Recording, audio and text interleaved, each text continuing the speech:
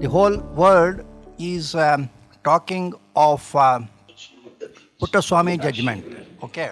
In fact, but I don't know how many of the professionals really have an idea of who is Puttaswamy, who is the architect of the situation where DPDPA became a law in India.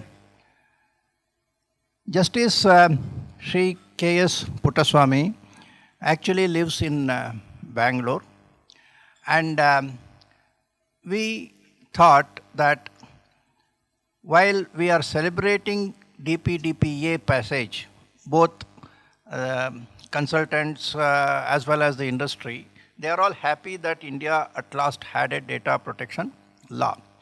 But the root cause for this DPDPA to have been passed was a petition which had been filed by Justice Puttaswamy in the Supreme Court, actually in the Aadhaar scenario in 2015. And ultimately in 2017, actually, the bench of J.S. Keher and others came up with the judgment that privacy is a fundamental right in India. So we felt that we will be failing in our duty if we don't recognize the person who brought the awareness of privacy to this particular stage.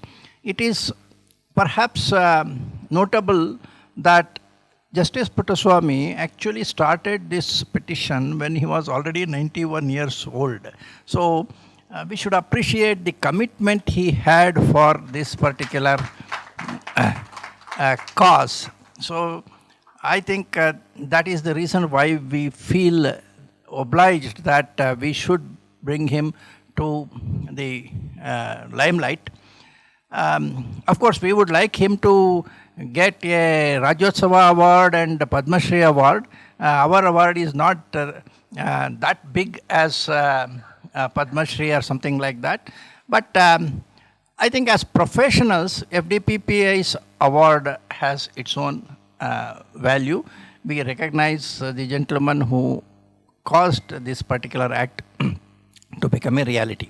Today we have Justice Puttaswamy at his residence, and our team led by Dr. Avinash Dadich, who is the Dean of Manipal Law School, is there, and Kodandaram, Advocate Kodandaram, a member of our organization, is also there at his residence. And now I hand over the proceedings to Kodandaram and his team so that they can carry on with it. Okay. Over to you, Kodandaram. ಎಲ್ಲರಿಗೂ ವಂದನೆಗಳು. ಬಹಳ ಸಂತೋಷವಾಗ್ತಾ ಇದೆ ನನಗೆ. ನಾನು ಈಗ ನಮ್ಮ justice Puttaswamy ಮನೆಯಿಂದ ವರದಿ ಮಾಡ್ತಾ ಇದ್ದೇನೆ. ಅವರ ಹಿಂದುಗಡೆ ನಿಂತ್ಕೊಂಡು ಮಾತಾಡ್ತಾ ಇದ್ದೇನೆ. ನನಗೆ ಬಹಳ ಒಂದು ಆನಂದ ಸಿಗ್ತಾ ಇದೆ. ನನ್ನ ಜೊತೆ ಡಾಕ್ಟರ್ ಅಶ್ವಿನ್ ದದೀಜ್ ಅವರು, ನನ್ನ ಸ್ನೇಹಿತರಾದ ರಾಜಶೇಖರ್, ಅವರ ಮಕ್ಕಳಾದ ಶ್ರೀನಿವಾಸ್, ಸೂರ್ಯನಾರಾಯಣ ಮತ್ತೆ ಗೋಪಾಲ್ ಅವರು ಇದ್ದಾರೆ. ನಾವೆಲ್ಲ ಸೇರಿ ಇಲ್ಲಿ ಅವರಿಗೆ ಒಂದು ಸನ್ಮಾನವನ್ನ ಮಾಡ್ಬೇಕು ಅಂದ್ಕೊಂಡಿದೀವಿ. ಮೊದಲು ನಾನು ಕನ್ನಡದಲ್ಲಿ ಮಾತಾಡಿ ಆಮೇಲೆ ಇಂಗ್ಲಿಷ್ ನಲ್ಲಿ ಮಾತಾಡ್ತೇನೆ. ಕನ್ನಡದಲ್ಲಿ ಹೇಳ್ಬೇಕಾದ್ರೆ ನಮ್ಮ ಪ್ರೈವೇಸಿ ಜೂರಿಸ್ಪ್ರುಡೆನ್ಸಿಗೆ ಪಿತಾಮಹ ಅಂದ್ರೆ ನಮ್ಮ ಪುಟ್ಟಸ್ವಾಮಿ ಅವರು. ಭಾರತದಲ್ಲಿ ಯಾರು ಡಿಜಿಟಲ್ ಪ್ರೈವಸಿ ಬಗ್ಗೆ ಯೋಚನೆ ಮಾಡದಿದ್ದಾಗ ಜನಗಳ ಕಷ್ಟವನ್ನ ನಿವಾರಣೆ ಮಾಡ್ಲಿಕ್ಕೋಸ್ಕರ ಭಾರತದಲ್ಲಿ ಮೊದಲ ಪ್ರತಿನಿಧಿಯಾಗಿ, ಮೊದಲನೇ ಪೆಟಿಷನರ್ ಆಗಿ ಸುಪ್ರೀಂ ಕೋರ್ಟ್ ಅಲ್ಲಿ 90 ವರ್ಷದ ವಯಸ್ಸಿನಲ್ಲಿ, ಅದು ವಯಸ್ಸಾಗಿದೆ ಅಂತ ಹೇಳಲ್ಲ, ಅವರು ಬಹಳ ಹೆಂಗಾಗೆ ಎನರ್ಜೆಟಿಕ್ ಆಗಿ ಫೈಟ್ ಮಾಡಿದ್ರು. ಆದ್ರಿಂದ ನಮಗೆ ಜಡ್ಜ್ಮೆಂಟ್ ಇವತ್ತು ಏನ್ ಸಿಗ್ತಾ ಇದೆ ಅದನ್ನ ವರ್ಣಿಸಕ್ಕಾಗಲ್ಲ. ಅದು ಪ್ರಪಂಚದ ಎಲ್ಲ ಕಡೆಗೂ ಬಹಳ ಫೇಮಸ್ ಆಗಿರೋ ಜಡ್ಜ್ಮೆಂಟ್ ಪುಟ್ಟಸ್ವಾಮಿ ಜಡ್ಜ್ಮೆಂಟ್ ಅಂತಾನೆ ಹೆಸರಾಗಿದೆ. Justice Puttaswamy versus union of India ಅನ್ನುವ ಒಂದು ಮಹತ್ತರವಾದ ಹೆಜ್ಜೆಯನ್ನ ಭಾರತದಲ್ಲಿ ಒಂದು ಹೊಸ ಶಕೆಯನ್ನ ಆರಂಭ ಆಯ್ತು. ಅವರ ಹಿಂದೆ ನಾವು ನಿಂತಿದ್ದೀವಿ ಅನ್ನೋದೇ ನಮ್ಗೆ ಬಹಳ ಆನಂದದ ವಿಚಾರ. ಅವರ ಬಗ್ಗೆ ಒಂದೆರಡು ಮಾತುಗಳನ್ನ ಹೇಳೋದಕ್ಕೆ ನಾನು ಇಷ್ಟಪಡ್ತೇನೆ. ಕೊಟ್ಟಿಗೆರೆಯಲ್ಲಿ ಸೂರ್ಯನಾರಾಯಣ ಅವರ ಜನನವಾಗಿದೆ. ಅವರು ಹುಟ್ಟಿದ್ದು 8/2/1926. ಅವರು ವ್ಯಾಸಂಗ ಮಾಡಿರುವುದು BA/BL ಮೈಸೂರು ಯೂನಿವರ್ಸಿಟಿ. 1952ರಲ್ಲಿ, ಅಂದ್ರೆ ನಾವೆಲ್ಲ ಹುಟ್ಟುವ ಮೊದಲೇ, enrolled as an advocate and practised law. ಆದ್ರಿಂದ ಅವರು ಬಹಳ ಕಡೆ ಹೈಕೋರ್ಟ್ ಆಫ್ ಗವರ್ಮೆಂಟ್ ಪ್ಲೀಡರ್ ಆಗಿದ್ರು. ನವೆಂಬರ್ 27ರಲ್ಲಿ ಪರ್ಮನೆಂಟ್ ಜಡ್ಜ್ ಆಗಿ ಕರ್ನಾಟಕ ಹೈಕೋರ್ಟ್ಗೆ ಬಂದರು. ಆ ನಂತರ 1988ರಿಂದ 89ರವರೆಗೆ vice chairman CAT Bangalore bench ಅಲ್ಲಿ ಇದ್ರು. ಆಮೇಲೆ 89ರಿಂದ 91ರವರೆಗೆ function as chairman Andhra Pradesh, ಹಿಂದಿನ ಆಂಧ್ರ ಪ್ರದೇಶ ಒಗ್ಗಟ್ಟಿನಲ್ಲಿ ಇತ್ತಲ್ಲ ಅದು, 1991ರವರೆಗೆ ಇದ್ರು. ಮಾರ್ಚ್ 1994ರಿಂದ ಸೆಪ್ಟೆಂಬರ್ 2002ರವರೆಗೆ function as chairman AP commission for backward classes. ಅವ್ರ ಬಗ್ಗೆ ವಿವರಣೆ ಕೊಡುವಷ್ಟು ಅರ್ಹ ವ್ಯಕ್ತಿ ನಾನಲ್ಲ, ಏಕೆಂದ್ರೆ ಅವರ ಸಾಧನೆಗಳು ಅಪ್ರತಿಮ.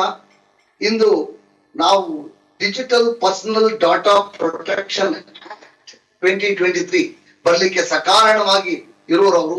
ಅವರೇ ಒಂದು ಹೊಸ ಚರಿತ್ರೆಯನ್ನ ಭಾರತದ ಪ್ರೈವಸಿ ಲಾನಲ್ಲಿ ಬರ್ದಿರೋದ್ರಿಂದ ಅವರಿಗೆ ನಾವು ಇವತ್ತು ಸನ್ಮಾನ ಮಾಡ್ಬೇಕು ಅಂತ ಇಲ್ಲೆಲ್ಲ ಸೇರಿದೀವಿ. ಈ ಮಾತುಗಳನ್ನ ಒಂದೆರಡು ಇಂಗ್ಲಿಷ್ ನಲ್ಲೂ ಹೇಳಲಿಕ್ಕೆ ಇಷ್ಟಪಡ್ತಾನೆ.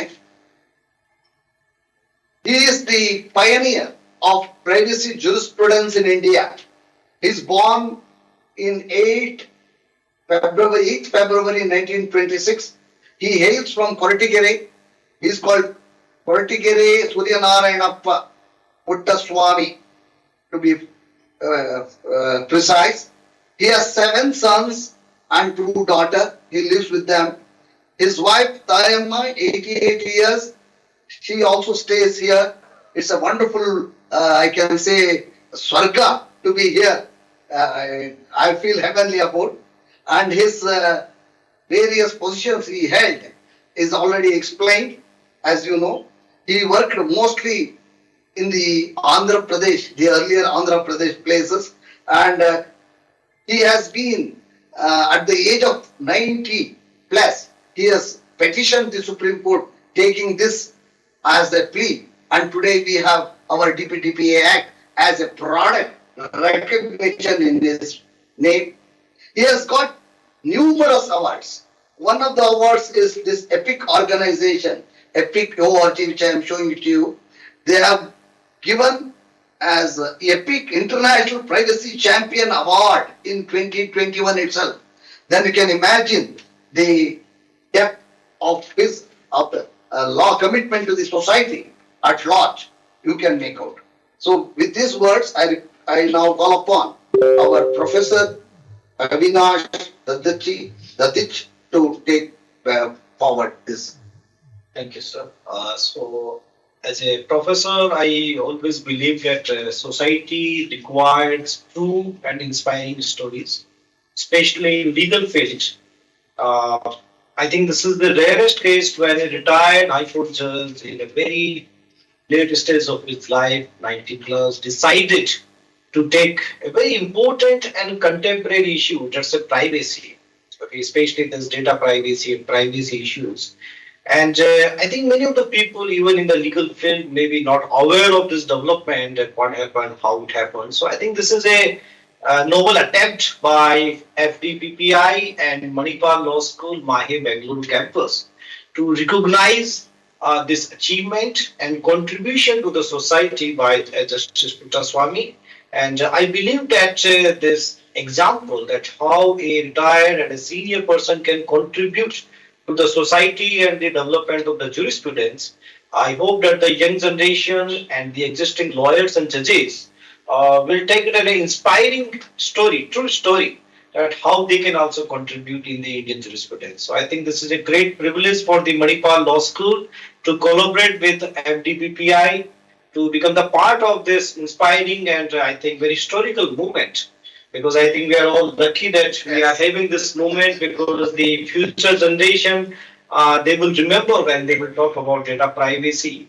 I believe that this our humble attempt will be recognized as a contributing factor to develop data privacy jurisprudence in India. Thank you.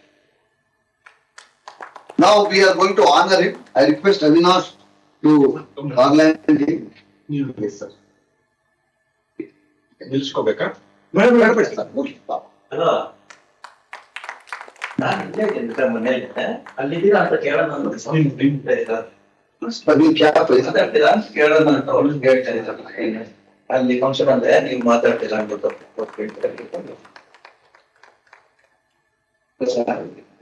ಇದನ್ನ ಲೋಪಿ ಹಾಕ್ತೀವಿ ಈಗ ಹಾಕ್ಬೇಕಲ್ಲ ಕೆಲಸ. ಅವ್ರು ಇಲ್ಲಿಂದ ಕೇಳ್ತಿದ್ರು ಇಲ್ಲ ಆಯ್ತು ಸರ್ ಅಷ್ಟೇ ಆಗೋಯ್ತು ಸರ್. ಹೇಳ್ತೀನಿ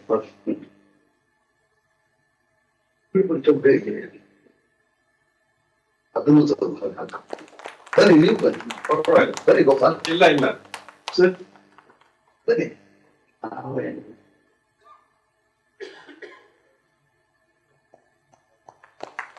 ಇದು ಮುಚ್ಚಿ ಸೋಡಿಸ್ಕೊಳ್ಳಿ, ಮುಚ್ಚಿಸ್ಕೊಳ್ಳಿ ಬಿಡಿ.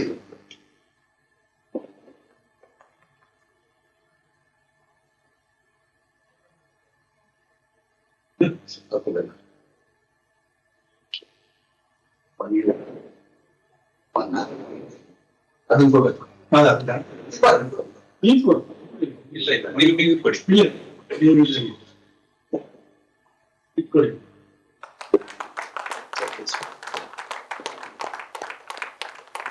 ಫೋಟೋ ತೆಗೆದು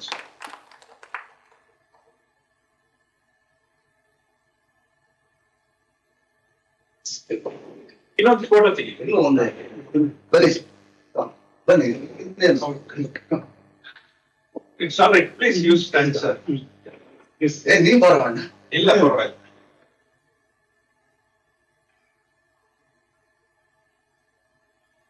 photo thank you.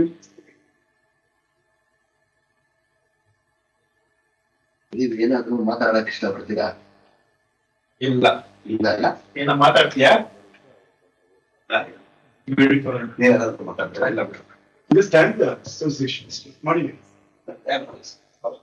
Thank you very much for giving the opportunity to talk and honoring Father Justice K. S. Puttaswamy, who is the lone petitioner in Supreme Court 2012. Thank you very much. Thank you very much, everybody. ಸ್ನೇಹಿತರೆ, ಬಹಳ ಆನಂದ ಆಗ್ತಾ ಇದೆ. ಅವ್ರು ಏನಾದ್ರು ಪ್ರಶ್ನೆಗಳಿದ್ರೆ ಕೇಳಬಹುದು. ಅವ್ರು ಮಾತಾಡೋ ಸ್ಥಿತಿನಲ್ಲಿ ಇಲ್ಲ, ಆದ್ರೂ ನಾವು ಕೇಳ್ಕೊಂಡು ಹೇಳಕ್ ಪ್ರಯತ್ನ ಮಾಡ್ತೇವೆ. ಇಲ್ಲದೆ ಇದ್ರೆ ಕಾರ್ಯಕ್ರಮವನ್ನ ಇಲ್ಲಿಗೆ ಮುಕ್ತಾಯ ಮಾಡಬಹುದು ಈ ಕಡೆಯಿಂದ. No, I request Mr. Ravindra, who is here, to also speak a few words on this occasion.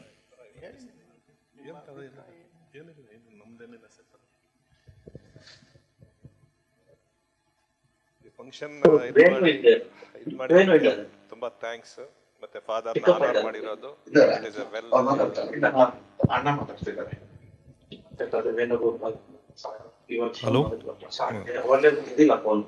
Thank you, sir, for everybody honoring my father in this occasion. Thank you.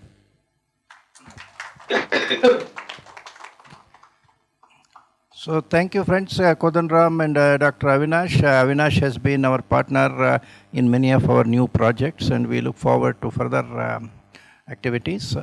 I would request them to, if possible, join here from there. They are presently in Wilson Garden. I hope they will be able to reach here as quickly as possible. Okay. Puttaswamy ಅವರಿಗೆ ನಮಸ್ಕಾರ. ನಮ್ಮ F D P P ಐನ ಎಲ್ಲರ ಪರವಾಗಿ ನಮ್ಮ ಅವಾರ್ಡನ್ನು ನೀವು ಸ್ವೀಕರಿಸಿದ್ದಕ್ಕೆ ನಾವು ಧನ್ಯವಾದಗಳನ್ನು ಅರ್ಪಿಸ್ತೇವೆ. Okay,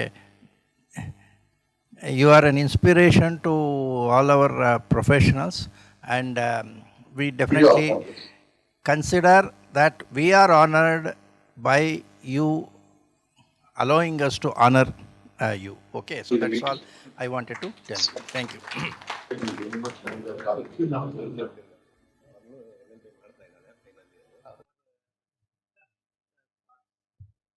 Okay, so if any questions are there, you are welcome. After that, we will discuss this FDPPI's release of this data governance and protection standard of India. Okay, any other questions from anybody?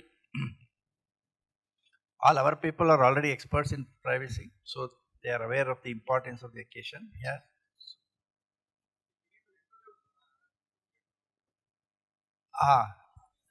Yeah. He is Ravindra, son of Puttaswamy. The other gentleman is brother of Puttaswamy. Good evening to all. I am Venugopal, brother of Justice K.S. Puttaswamy. He is the man who has taken care of us, and he has come to this level without any backing of any family or anything. He is a hard-working man. I have seen him from the childhood. He has brought up, along with his children, myself and my sister. We are grateful to him. I only pray God that let him have sound health and peace of mind at this age. I also thank the organization of FDPPI as well as the Manipal Law School for bestowing a honor at this age of this age. It would have been very nice if he were present, but unfortunately his health does not permit. So all of you should excuse him. I once again thank the organizers for this wonderful function organized just to honor my brother. We are grateful. Of course, we have come with our family, Mr. Ravindra and Mrs. Ravindra and myself, my Mrs. and my niece. Thank you all, sir. On this momentous day when we are honoring Justice Puttaswamy, we thought that we also should announce to the world about a particular framework which FDPPI is releasing, which is called Data Governance and Protection Standard of India. We know that when a law is framed, the industry is supposed to comply with the law. Okay.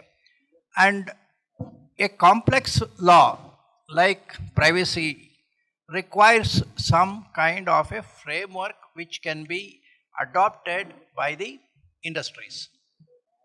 India so far did not have a proper framework for compliance of either Information Technology Act, which was hitherto the law for data protection, or this upcoming law. So what in FDPPI we have decided is, in our continued effort to take the law to the industry, we are trying to promote a certain framework.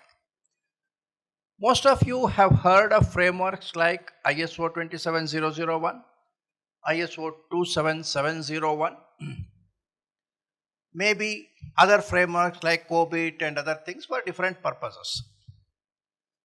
What we are trying to do is, for DPDPA 2023, there should be a focused framework which the industry should use. Additionally, many people have not understood that even after DPDPA 2023 comes into existence, Information Technology Act 2000 will continue to reign the area. For example, DPDPA has civil penalties for non-compliance. But if there is a data breach, simultaneously there is a cyber crime situation arising, which will automatically come under Information Technology Act. So every data breach comes under both DPDPA as well as the Information Technology Act.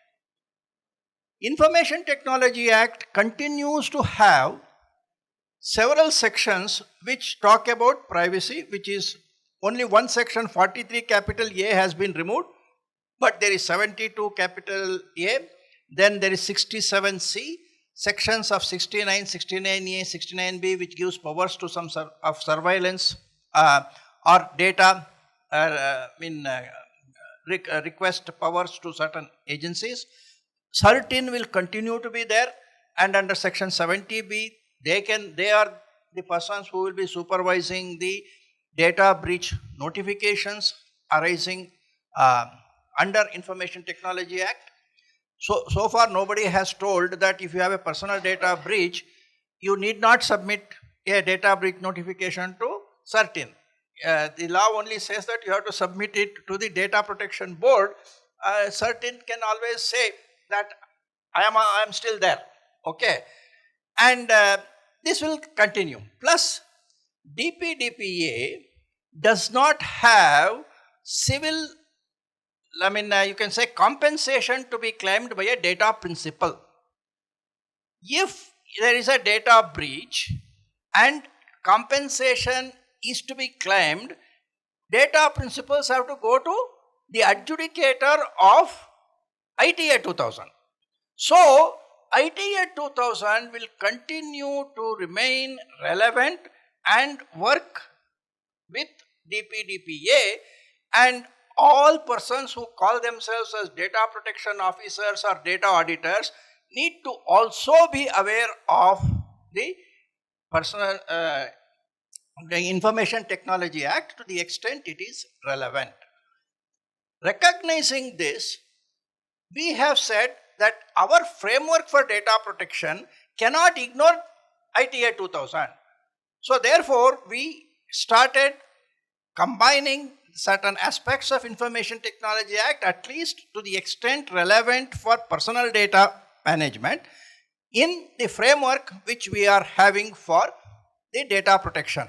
That way, this combination itself is unique. You don't have other laws where the framework has both the Computer Abuse Act along with the data protection guideline. For example, GDPR plus some laws is not part of the framework, though any experienced auditor knows that the offense related legislations is part of the compliance requirement of an organization.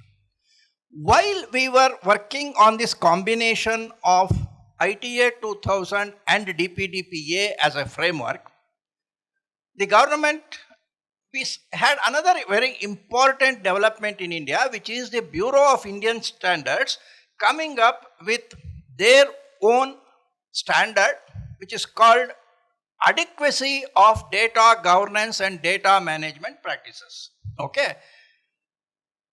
They have released a draft version on August 10th. Okay. This law came on August 11th, August 10th. So, it's a great coincidence that there is an Indian standard for data governance. One of the 4 practices in this data governance standard is privacy and data privacy part. So, what we today talk of requirements under the framework for privacy management automatically becomes part of the data governance. Now, if an organization has to be compliant, they should find one auditor to certify themselves under data governance system BIS, another auditor to certify under ITA 2000 compliance, another auditor to certify under DPDPA. What we have felt is that this is not advisable for the industries. I cannot run to 3 different auditors and say, please give me a certificate, please give me a certificate of compliance. So, we have decided that this framework will be a unified framework for all these 3 aspects. The 2 laws, DPDPA and ITA 2000, plus the governance system which the standards people are providing as a best practice. See, that is a best practice standard, whereas these 2 are laws. Laws, if you don't comply with it, you may have to pay a fine of 250 plus crores or may have to go to jail under Information Technology Act. There is the regulation on impersonation and other things, section 66C and 66D in Information Technology Act, which directly relates to identity theft kind of a thing, which is part of the DPDPA also. So, we have said that we will have a unified framework, reduce the burden on industries, and have a certification system which covers all these 3 aspects. So, this system which we are talking of as Digital Governance and Protection Standard of India covers compliance to all these three aspects. In terms of achieving the compliance, if we want industry specialists, we would like to give certification programs and training for them, and we are trying to provide accredited agencies who can conduct audits and certify, and that certifications as per our current practice is to be registered with FDPPI. So FDPPI will always have a back-end record of all the audits which have been completed by our accredited auditors. These are the systems which we have developed. As I have many times said, FDPPI is like a startup. Don't ask me how many 100 certifications you have given. We have more than 150 certified people, that is different. But don't judge us from the number of audits which we might have conducted or something like that. It will happen over a period of time. But the concept which we are promoting, which is indigenous concept, made in India concept, no need to pay royalty to any outside agency. If a company gets certified, no money will go out of India, and the focus is compliance to Indian regulations. Even if an organization is having an exposure to GDPR, that we are looking at it as the impact of GDPR on the Indian company, and we are looking at that as a part of compliance. Okay, so not only GDPR, other things. So as far as an Indian entity is concerned, if they have to be in compliance with the data protection regulations, we have a framework, that is the DGPSI, and we are going to promote the training for this. Our module A, which is the audit module, from the next module which will be starting in October onwards, will incorporate this framework. Earlier we had what was called PDPSI, that is Personal Data Protection Standard of India, which was only looking at the privacy aspects like ISO 27701. If you say whatever ISO 27701 was doing for GDPR, PDPSI was doing for this. Even there we had several things of which related to governance. We had already added governance into that PDPSI. Now this has become much broader, and we feel that it is a very notable development in the history of data protection compliance frameworks in the world. Okay, nobody thought of combining the standards organizations thing with law together, and more than one law. I suppose we are trying to attempt that because we are focusing on the organization which is there to comply. And if I am the CEO of that organization, I have to be compliant with multiple laws. Okay. Of course, we are presently looking at focusing on personal data. At some point of time, we say a branch of that will be ITA 2000 compliance, which will take non-personal data also. So this particular thing, which I think a copy of the note will be circulated to you, or has already been circulated to you, will give a brief information about that. And we hope that this will be a trend setter in India. And this is actually something which we are dedicating to Justice Puttaswamy for having given us the DPDPA. Okay. ಈ ಕಾನೂನು ಬಂದ ನಂತರ ನಮಗೆ ಬೇಕಾಗಿರೋದು ಒಂದು ಜನಗಳಿಗೆ ಈ ಕಾನೂನಿನ ಮಹತ್ವವನ್ನು ತಿಳಿಸ್ಕೊಡೋದು. ಓಕೆ, ಅದನ್ನು ಬೇಕಾಷ್ಟು ಜನ ಮಾಡ್ತಾ ಇದ್ದಾರೆ, ನಾವು ಕೂಡ ಮಾಡ್ತೀವಿ. ಓಕೆ, ಅವೇರ್ನೆಸ್ ಬಿಲ್ಡಿಂಗ್ ಅಂತ. ಬಟ್ ನಾನು ಸುಮಾರು 25 ವರ್ಷದಿಂದ we are talking of cyber law. Creating awareness is only a starting point, that is not the end. Okay, and that's why this October 17th, we are talking of a theme, Jago Regulators Jago. Okay, you make a law and expect all of us to have awareness programs. We will have hundreds of awareness programs. What is how is it reaching the public? 2000 information technology act ಬಂದಿದ್ದರೂ ಕೂಡ ಇದುವರೆಗೂ ಅದು ಸರಿಯಾಗಿ implement ಆಗ್ತಾ ಇಲ್ಲ. ಯಾತಕ್ಕೆ ಆಗ್ತಿಲ್ಲ ಅದು ಯಾರನ್ನ ಕೇಳಿದ್ರು ಲಾ ಚೆನ್ನಾಗಿದೆ, ಆದರೆ ಇಂಪ್ಲಿಮೆಂಟೇಷನ್ ಸರಿಗಿಲ್ಲ. ಓಕೆ, ಪೊಲೀಸ್ನವರು ಕೆಲಸ ಮಾಡ್ತಾ ಇಲ್ಲ, ಬೇರೆಯವ್ರು ಕೆಲಸ ಮಾಡ್ತಾ ಇಲ್ಲ ಅಂತ. So implementation is a problem in India. ಇಲ್ಲಿ data protection board may be a better implementation agency than the ಅಡ್ಜುಡಿಕೇಟರ್.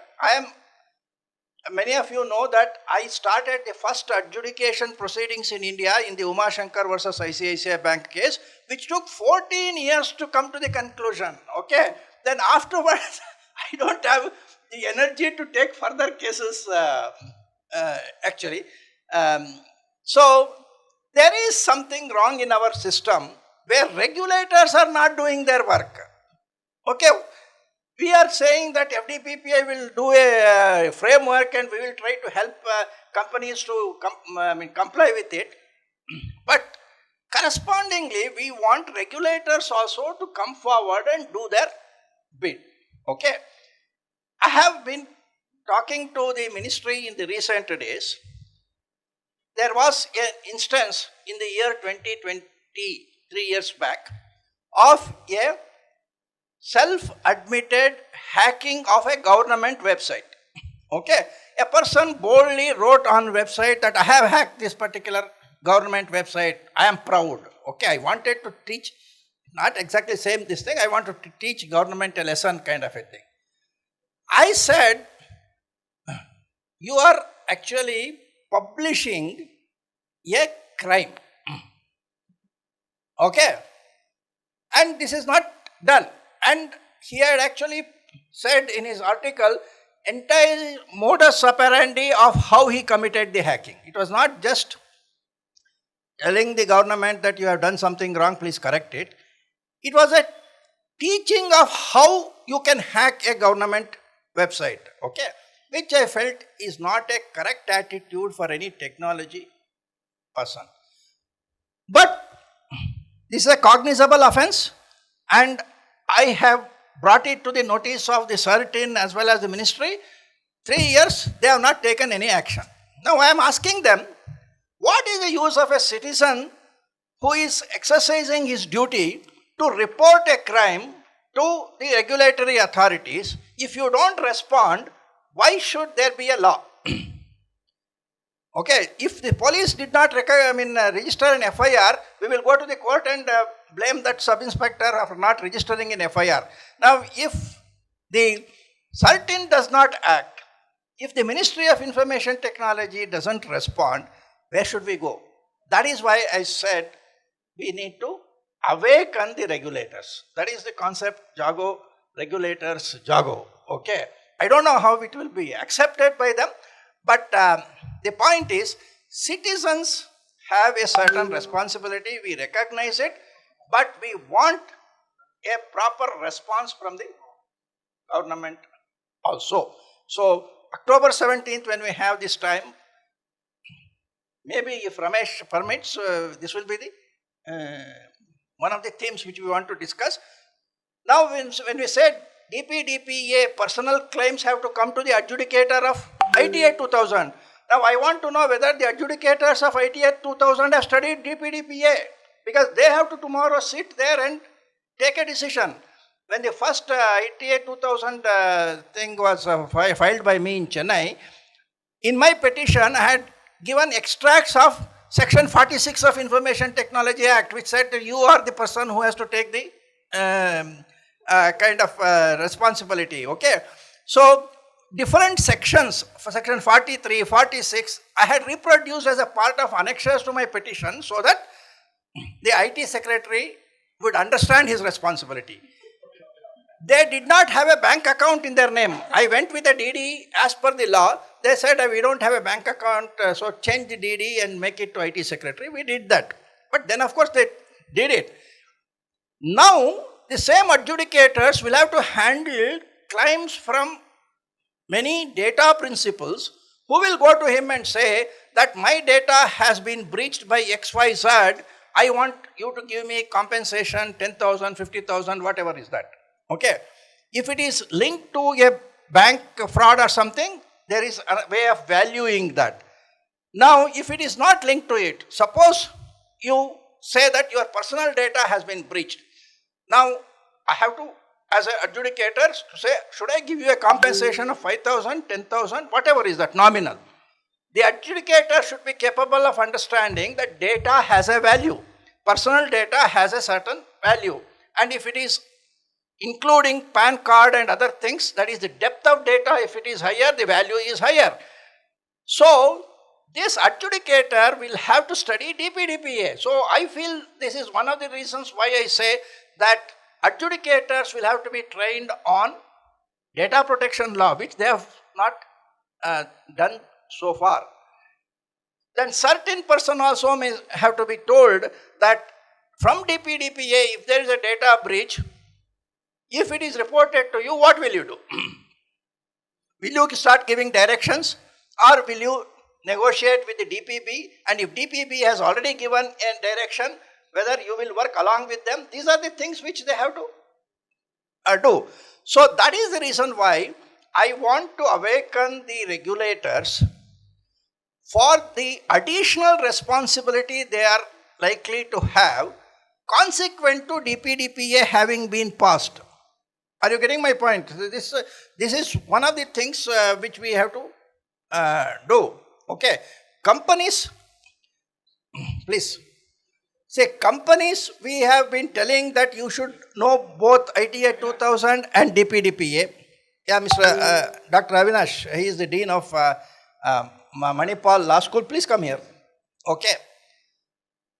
So, on our behalf, we thank him for having completed the award handing over there. So, we had this unique occasion of dual functions, and fortunately, we had two different organizations attending to this. So, he attended there. Okay. I am just trying to explain to them the Digital Personal Data Act, and I have been telling them that now ITA 2000 will continue to be relevant, and people who individual data principals who have to get compensation will have to seek compensation under Information Technology Act. So the adjudicator of Information Technology Act needs to be aware of DPDPA. So I have been telling that October 17th we want a campaign called Jago, Regulators Jago. Okay. Otherwise, everybody says, bring awareness. We are, for 23 years I have been creating awareness on cyber laws. Nothing is happening much. Today, people are aware to some extent, but technology sometimes deceives people. Okay, so frauds do happen even when people are aware. In fact, most of these phishing and other things, losses occur for IT people. See, the victims are IT people, not people who do not know anything. Those people will not do anything more than 10,000 rupees transaction, or they will ask somebody else to help them. People who have lost lakhs of rupees are all knowledgeable IT people. There have been DGPs of police who have lost the money, MPs who have lost the money. So, creating awareness is only the beginning. It is not the end of it. We should not create an impression that by creating awareness, cybercrime will be solved. It will not get solved. The implementation has to be strict, and for that regulators have to actually start acting. We should not tell the police and say, please file a case. He should himself file a case. Similarly, we should not tell adjudicator that you have got so modo powers to take up a particular case. Take it. They don't want to take that case. We have to actually educate them and bring awareness. So if CERT-In does not want to act, CERT-In has got enormous powers under Information Technology Act. They have not been using it for last 23 years. I want to know why. Why should we have a CERT-In if they don't want to exercise their powers? Once in a while they issue a CERT-In guideline and then they go to sleep. That is not the way implementation happens. That is why industry today is complacent and say, whatever law comes, let it come. Anyway, it will not affect me. Okay, nobody is going to implement. The same thing is there for DPDPA also. Fortunately, our current minister is going overboard and saying that within 6 months it will be done and other things. He has been aggressive. I like that. I like that. But his department also has to start working on that. Okay. So that is some of the things which we in FDPPI would like to continue to do. October 17th, why I say is that it is recognized as the Digital Society Day because that is the day on which Information Technology Act first became effective in India. Before October 17, 2000, electronic documents had no legal recognition. After October 17, it got legal recognition. So it was a very, very significant change in the whole system of business in India.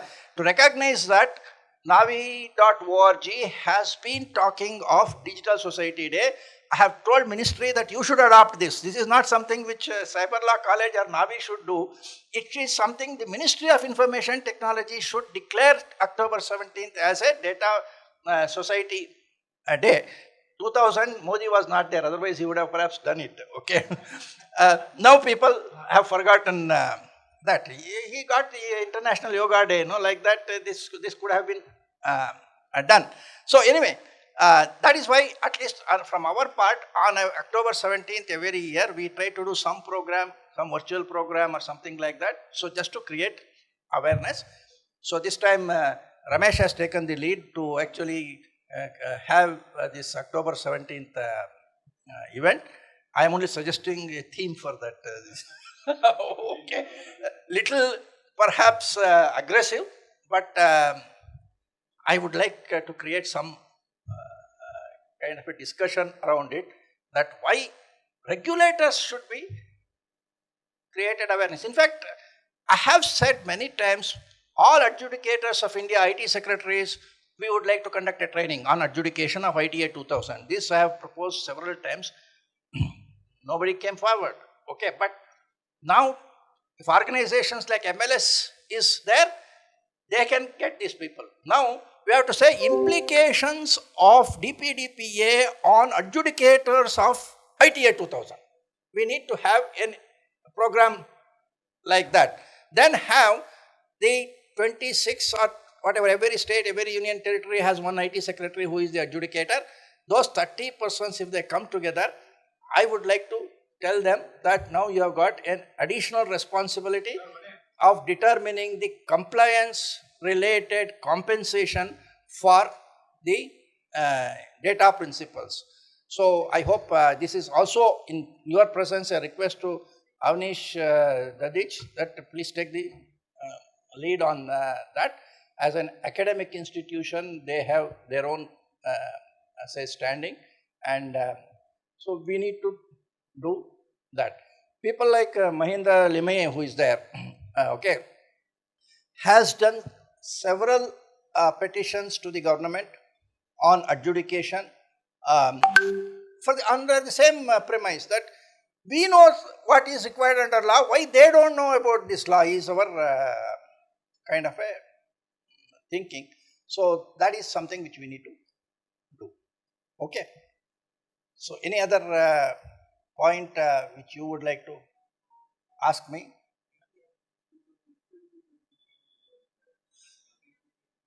We have not understood this 23 years what is ITA 2000. Now they want to bring DIA, okay, Digital India Act. But even if it comes, you know that it cannot come within the next parliamentary election. So it is going to take its own time. A draft may be released. Mr. Rajiv Chandrasekhar says he will release a draft, but I don't think it can be passed in the current scenario. It will take its own time. We will get into a discussion. So current ITA 2000 will remain for the foreseeable future. Okay. Let us at least use this time. Say people are saying that in data principle, this DPDPA, I give a complaint about a data fiduciary, government fines him 200 crores and puts it into their pocket. What is the fairness of this is what people are asking. I am saying that this is a industry disciplinary act. Okay. So you as a dutiful citizen give a complaint. But tomorrow if I don't tell that dutiful citizen that if you give a complaint, DPP will take care of it, collect the money, and you can go to the adjudicator and recover whatever losses you have made. I am not rewarding that dutiful citizen. And that is where I am telling the ministry and others that when complaints come, don't neglect it. If there is forbearance of a criminal act, it is complicity in the act. If I have made a complaint to a police and the police does not take any action, what do we say? We say sub-inspector or somebody has taken money and not done it. The same thing can I tell the ministry that I have given a complaint to you, you did not act on it? It is still there on my mind, but I may not say that. I don't want the government to put me in a situation to say that. That is why we are saying Jago, regulator, Jago. Okay, we will not immediately get into a critical mode. We want to create awareness. You want me to create awareness? It is awareness is not to only the people. Awareness to the government officials we want. Okay, so that is one of our objectives. Okay. You would like to say anything? I think I would like to add few things here about the regulators, because before joining academy I worked with one regulators, Competition Commission of India, very closely, and during that time we interacted with many regulators like the TRAI, IRDA. So the mindset of the regulator is very different in Indian context, because most of the regulatory laws you will find that they are not citizen centric. I think this compensation issue is very important, because people will not take, when I say citizen doesn't mean only individual like humans, but even the companies also, because most of the people will not have faith in the system if the system is not rewarding them. So even the existing regulators, they are not very much in the compensatory mechanism. Okay, so I think this data privacy bill should create a new regime in India where people should be rewarded also. If I go to the court like the board and I go for the litigation, I spend my time, then if I lose something or if I win something, that is the incentive for me to go for fight, even for the corporates. Because not only the individuals, I believe that a lot of corporates will also file cases against in these cases, because their data can also be breached and they will have full legal standing to go before the litigation. But to some extent, I think it's another mindset of the Indian courts also, where compensation is not considered as a good clause. It's like a justice system, it's a public justice system that we give you judgment. Even in the consumer law, if you see, I think consumer law is a very ancient law in India now. You don't find very good compensatory mechanism. You go before the court and you fight for 10 years and then they award you 25,000 rupees as a compensation. So that's a fun actually. So I think I agree with Navi sir that regulators especially, they need to think about it, that how to incentivize the entire ecosystem where people have incentives to go and fight against the big companies. Otherwise, people will not have any incentive, and slowly they will lose faith. Like for example, it's a public data only I'm sharing with you. In 2012, the Competition Commission of India used to get on an average around 125 complaints every year. Okay, 2012. In 2022, after 10 years, I think the market has evolved very much, very complex market. So technically this number should have gone to minimum 500. Okay, after awareness. CCI is very active in awareness. They are doing amazing awareness programs with everyone. But 2022, they received only 25 complaints. So I think this is the trend.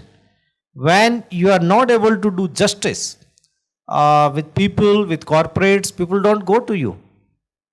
So having a law or a regulatory body is a one part, but creating the trust and having the faith that justice will be served.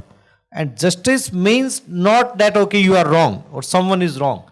Someone should be punished and people should get some reward. people means the aggrieved party, the victim, should get some money.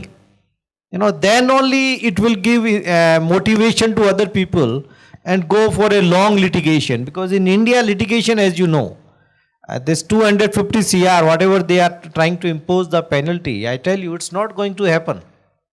Because in Indian situation, to recover imposed penalty, it's a very difficult task even for regulators. So the new trend is that you deposit 10% penalty and then you can go for appeal. So then appeal will take maybe another 5 to 7 years time, then go to Supreme Court. So with 10% penalty deposit, and there it's an FD amount, so you get interest also. You can keep going for 8 to 10 years. So I think this is a very nice area, sir, which you talked about, that people should think beyond law and how to make law which is really good for the people and people have faith in it. Because without people's faith, no legal system, no law can work. So it's good to have a checklist, okay, India have a data privacy law now. But after 5 years, 10 years down the line, will we have faith in data privacy law or the legal system? I think that's a very larger question which I think Navi sir has raised here. And as an academician, as a law school, definitely we would like to collaborate with you and we would like to play our role in this process. Thank you. So just as we are having this governance framework and say, companies, please follow this, we want to give a framework to the regulators and say, please do this. That is the objective, that we want to be catalysts in ensuring that data protection law reaches the people. Okay. That's your thought? Yeah. Brown is music and of course his life, and how did he become a musician? You need to perhaps type out, it's not very clear.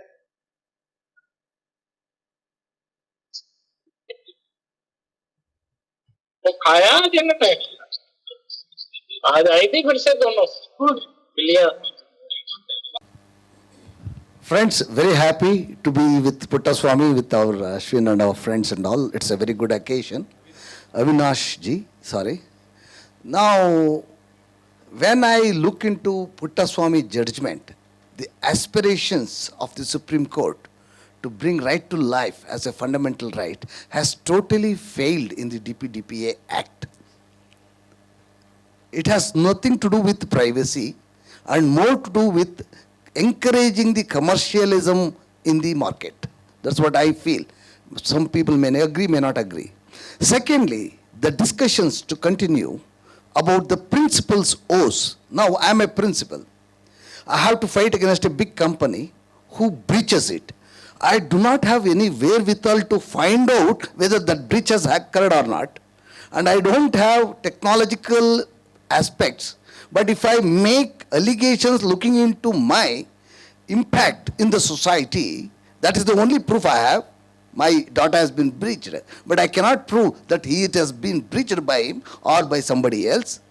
But if I am not able to prove in a court of law with proper cyber forensics duly signed by section 65B certificate, it is not possible, first of all. And I will totally fail as far as Evidence Act is concerned as on today, applicable to the cyber forensics. In that event, I will be punished. That's what people should mind out. I am punished with 10,000 rupees for making a complaint. And it's not a criminal liability. Kindly note, it's not a DPDPA Act is not a criminal act. It's only to do with penalty. It's only a kind of a civil punishment that is there.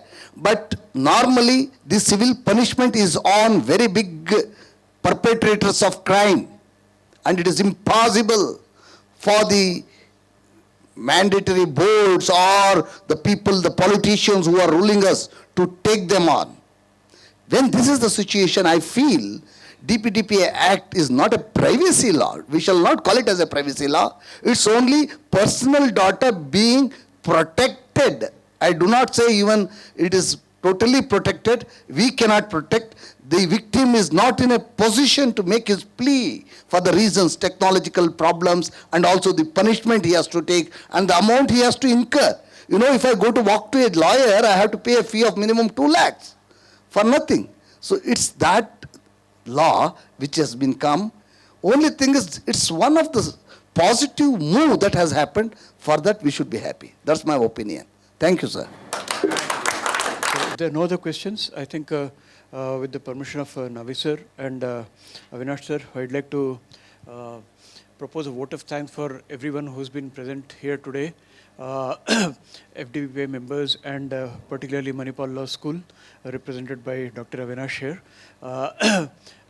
and all the people present, the family members of, we're indeed extremely privileged to have family members of Justice Puttaswamy here. A very, very honor for us to be here with you. Each one of us present in this room today who have associated ourselves with FDPPI some time ago feel very privileged to personally interact with some section of the family of this great personality who started this revolution in India. Thank you very much, sir, for being here, and thank you, Navi sir and FDPPI for this journey of privacy, learning and experiences. Look forward to further interactions with FDPPI. Thank you.